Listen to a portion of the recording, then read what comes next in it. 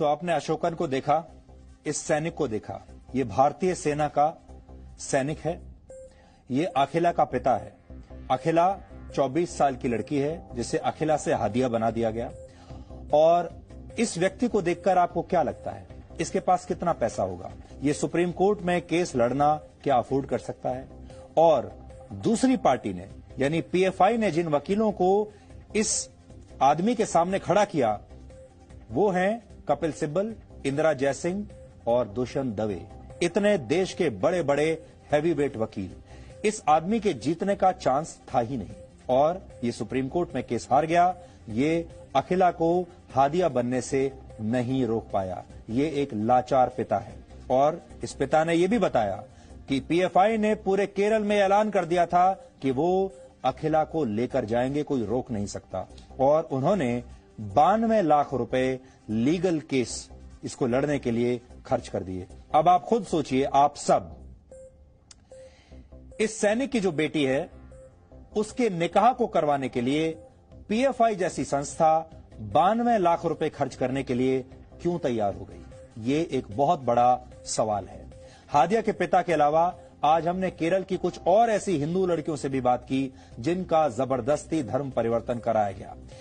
हमारी जांच के दौरान कुछ लड़कियों ने पहचान उजागर न करने की शर्त पर हमें बताया कि केरल में ये बात सब जानते हैं कि धर्म परिवर्तन और लव जिहाद की साजिश खुलेआम चल रही है, लेकिन पीएफआई और राजनीतिक पार्टियों के डर की वजह से लोग इस मुद्दे पर खुलकर बात नहीं करना चाहते। और आपने ये भी देखा होगा कि अखिला के पिता ने यह भी बताया कि बचाने के लिए कोई नहीं आता। जब ये सब कुछ हो गया उसके बाद भी केरल की कोई पॉलिटिकल पार्टी उनके समर्थन में उन्हें मदद करने के लिए नहीं आई। सिर्फ एक पार्टी आई, वो है बीजेपी, जिस पर खुद ये सारे लोग सांप्रदायिक होने का आरोप लगाते हैं। इस दौरान हमारी मुलाकात श्रुति, आतेरा और चित्रा से हुई। इन तीनों का आरोप है कि पीएफआई से जुड़े लोगों ने इनका भी धर्म परिवर्तन जबरदस्ती करवा दिया था। धर्म परिवर्तन करवाकर श्रुति को रहमत बना दिया गया, आतेरा को आयशा बना दिया गया और चित्रा को नाजरीन बना दिया गया। हालांकि अब ये तीनों महिलाएं हिंदू धर्म में वापस आ चुकी हैं। आप आज आतेरा, श्रुति और चित्रा की ये बातें सुनिए और फिर हम आपको बताएंगे कैसे केरल में पीएफआई पर सिर्फ महिलाओं का नहीं बल्कि पुरुषों का भी धर्म परिवर्तन कराने के आरोप लग रहे हैं। ഇസ്ലാമായി കഴിഞ്ഞതിന് ശേഷം എനിക്ക് ഫ്രണ്ട്സ് തന്നെയാണ് ഒരു പോപ്പുലർ ഫ്രണ്ടിന്റെ അതായത് SDPI ആൾക്കാരെ പരിചയപ്പെടുത്തുന്നത്. അതായത് ഒരു വക്കീലിനെയാണ് ആദ്യം പരിചയപ്പെടുത്തിയിരുന്നത്. അദ്ദേഹം പിന്നെ വേറൊരു ആൾക്കാർ, അതായത് എനിക്ക് ഇസ്ലാമിലേക്ക് പോകാൻ വേണ്ടിയിട്ട് അഫിഡവിറ്റ് ഉണ്ടാക്കാൻ വേണ്ടിയിട്ട് വേറൊരാൾക്കാരെ പരിചയപ്പെടുത്തിയായിരുന്നു. അവരൊക്കെ SDPIയിലും പോപ്പുലർ ഫ്രണ്ടിലും പ്രവർത്തിക്കുന്നവർ തന്നെയായിരുന്നു. അവരോട് സംസാരിച്ചപ്പോൾ അവർ തന്നെ പറഞ്ഞ കാര്യമാണ്, ഞങ്ങൾ ഇതുപോലെ ധാരാളം കുട്ടികളെ ഇതുപോലെ ഇങ്ങനെ ഇസ്ലാമിലേക്ക് കൊണ്ടുപോയിട്ടുണ്ട്. അപ്പോൾ കുറെ പേര് കൊണ്ടുപോയതിൽ ഒരാളായിരുന്നു ഞാൻ. പിന്നീട് ആ സമയത്തായിരുന്നു കുറെ പേര് IS-ലേക്കൊക്കെ പോയ സംഭവം ഉണ്ടായിരുന്നു 2017.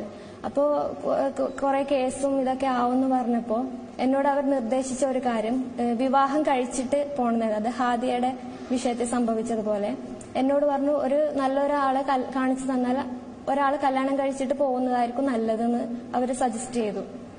പക്ഷെ ഞാൻ ഇസ്ലാം പഠിക്കാൻ വേണ്ടിയിട്ട് മാത്രമേ പോവുള്ളൂ, കല്യാണം കഴിച്ചിട്ട് എനിക്ക് പോകണ്ടെന്നുള്ള ഉറച്ച തീരുമാനം എടുത്തത് കൊണ്ട് എനിക്ക് അങ്ങനത്തെ ഒരു അവസ്ഥ വരേണ്ടി വന്നില്ല. ഇപ്പൊ എനിക്കാണെങ്കിൽ കൂടി എന്നെ സഹായിക്കാൻ വേണ്ടിയിട്ട് ഇഷ്ടംപോലെ ആൾക്കാരുണ്ടായിരുന്നു. അത് പോപ്പുലർ ഫ്രണ്ടിലത്തെ ആൾക്കാർ തന്നെയാണ്. ഞാൻ വീട്ടിൽ നിന്ന് ഇറങ്ങിപ്പോയതിനു ശേഷം ഒരു 17 ദിവസത്തോളം പോലീസ് സ്റ്റേഷനിൽ ഹാജരാവാണ്ട് ഒളിവിൽ താമസിക്കായിരുന്നു. അത് ഈ പോപ്പുലർ ഫ്രണ്ടുകാരുടെ വീട്ടിൽ തന്നെയായിരുന്നു എന്നെ താമസിപ്പിച്ചിട്ടുണ്ടായിരുന്നത്. അതായത് അവര് എന്ത് സഹായത്തിന് അവര് തയ്യാറാണ്. അതായത് എങ്ങനെയെങ്കിലും ഒരാൾ ഇസ്ലാമിലേക്ക് കിട്ടുന്നത് അത്രയ്ക്കും വലിയൊരു കാര്യമായിട്ടാണ് അവർ കാണുന്നത്. അവര് ഏത് പൈസ ആയിക്കോട്ടെ എന്ത് ഇത് ചെയ്തിട്ടും അവരുടെ മതത്തിലേക്ക് ആൾക്കാരെ കൊണ്ടുവരും. അതായത് എന്ത് സഹായം ചെയ്യാൻ അവർ തയ്യാറാണ്. അവരുടെ ഉദ്ദേശം ഈ ഒരു ഇസ്ലാമിക് രാഷ്ട്രമാക്കുക എന്നുള്ളത് തന്നെയാണ് എന്റെ അനുഭവത്തിലൂടെ എനിക്ക് മനസ്സിലായത്. इसके पीछे SDPI और पॉपुलर फ्रंट का एक बड़ा हाथ ही है.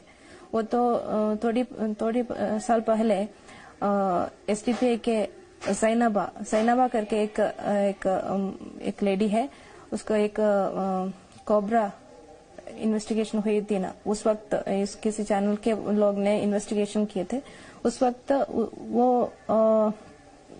क्या वो जैनबा ही बोली थी कि कई बाहर से, इंडिया से बाहर से ही फंड आती है इस्लाम प्रीच करने के लिए, यहाँ इस्लाम बढ़ाने के लिए, यहाँ ये ग्लोबल इस्लाम बनाने के लिए फंड आती है, ऐसे करके बोली थी, वो ही बोली थी। तो अखिला के केस में जैनबा की हैंड भी थी। पीएफआई को क्या जरूरत थी इतना पैसा देने का? ये तो एक इंडिविजुअल मामला था, ये तो 2 लोगों का मामला था जिसमें उनको शादी करनी नहीं करनी है। आखिर पीएफआई का इंटरेस्ट आपको दिखा इसमें? देखिए उस वक्त अखिला के केस होती उस वक्त फेसबुक तरह के सोशल मीडिया में ये आ रही थी कि न्यूज आ रही थी कि 15 मिनट में 85 लाख सिर्फ केरल से ही कलेक्शन हो गई है। Just with in 15 minutes 85 lakhs from Kerala only. तो इतने फंड आते हैं उनके रिलीजन बढ़ाने के लिए। पीएफआई का ये मोटो है कि सारी प्लेस इस्लाम कर दो, सब लोगों को इस्लाम कर दो। इस्लाम के ideology, their motto is like that. कितने केसेस महीने में आते होंगे आपकी जो संस्था काम कर रही है? प्रतिदिन 10 से ज्यादा कॉल आती है, कर्नाटका, तमिलनाडु करके फ्रॉम डिफरेंट स्टेट्स हमको कॉल आती है कि हमारे लड़की को बचा लीजिए, हमारे लड़के को बचा लीजिए। എന്റെ ഒരു അനുഭവപ്രകാരം ഇത് ഇങ്ങനെ ഒരു മതമാറ്റത്തിന് പിന്നിൽ വളരെ വ്യക്തമായ ഒരു അജണ്ടയുണ്ട്. പ്രത്യേകിച്ച് അത് മനസ്സിലായത് വൈക്കത്തുള്ള അഖില ഹാദിയ എന്ന് പറയുന്ന കുട്ടിയുടെ കാര്യത്തിലാണ് എനിക്കത് വ്യക്തമായി ബോധ്യപ്പെട്ടുള്ളത്. കാരണം ഈ കുട്ടിയെ കൌൺസിലിംഗിന്റെ ഭാഗമായിട്ട് ഞാൻ വീട്ടിൽ പോയി സംസാരിക്കുകയൊക്കെ ചെയ്തിട്ടുണ്ടായിരുന്നു. അപ്പോൾ ആ കുട്ടി തന്നെ എന്നോട് പറഞ്ഞ കാര്യമാണ്, സൈനബ ടീച്ചറാണ് അവളെ ഇങ്ങനെ മതം അല്ലെങ്കിൽ ഇതുപോലെയുള്ള അവളെ കൂടുതലായിട്ട് സ്വാധീനിച്ചൊരു വ്യക്തി എന്ന് പ്രത്യേകമായിട്ട് എന്നെ എടുത്തു പറഞ്ഞിട്ടുണ്ട് അവള്. അപ്പോൾ ഈ സൈനബ ടീച്ചറിന്റെ ആ ഒരു എന്താ പറയാ സഹായത്തോടു കൂടി അല്ലെങ്കിൽ ഇവളെ മതം മാറ്റാൻ വേണ്ടിയിട്ട് എല്ലാവിധത്തിലുള്ള അവളെ വശീകരിച്ച ഒരു വ്യക്തിയാണ് സൈനബ. അപ്പോൾ ഈ സൈനബയുടെ ഇടപെടലോട് കൂടി തന്നെയാണ് ഈ അഖില മതം മാറുകയും അത് മാത്രമല്ല അവളെ കൊണ്ടൊരു വിവാഹം കഴിക്കാൻ വരെ പ്രേരിപ്പിച്ചതുപോലും ഈ പറയുന്ന സൈനബ ടീച്ചർ തന്നെയാണ്. അത് വ്യക്തമായിട്ട് ആ കുട്ടി എന്നോട് നേരിട്ട് പറഞ്ഞിട്ടുള്ള കാര്യം തന്നെയാണ് അതില്.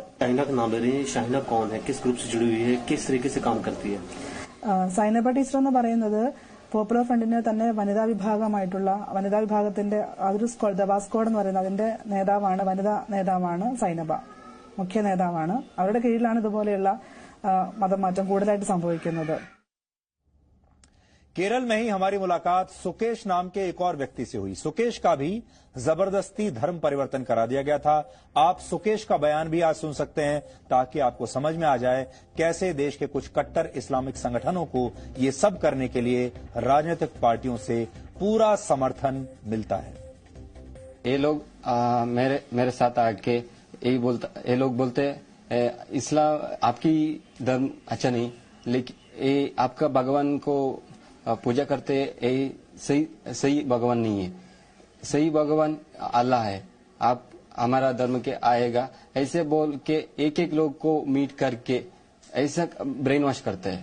एक ही लोग नहीं है, एक टीम से ये लोग क्या कोशिश करते हैं एक लोगों को कन्वर्ट करने के लिए। ये जो टीम की आप बात कर रहे हैं, ये क्या कोई ग्रुप है या कोई खास ये किसी ऑर्गेनाइजेशन से जुड़ा हुआ है? क्या इसके बारे में कुछ आप बता सकते? एक ऑर्गेनाइजेशन लोग है तो पीएफए होगा और एसडीपी लोग होगा और तो दूसरे सलाफी ऑर्गेनाइजेशन होगा। मेरे को 2-3 ऑर्गेनाइजेशन में मेरे को क्या परिचय हो गए।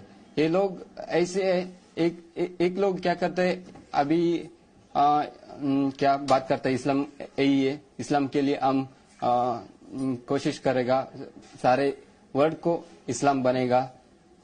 क्या ऐसा भी होता है कि जो लोग कन्वर्ट कराते हैं उनको पैसे भी दिए जाते हैं? कौन पैसे देता है, कुछ इस बारे में बता सके आप? ये अंदर क्या चलता है उतना जानता नहीं, ये सब कुछ अंदर है। मेरा एफिडेविट लेके ये लोग जाते हैं, क्यों ले गए मेरे को पता नहीं। ये एफिडेविट दूसरे लोग को दे के ये लोग क्या पैसा मांगते हैं। फिर कुरान में बोलता है आप लोग इस्लाम राष्ट्र बनने के लिए पैसा और शरीर से क्या फाइट करेगा। इसीलिए ये लोग इस्लाम के लिए और इस्लाम धर्म प्रचार करने के लिए पैसा देता है।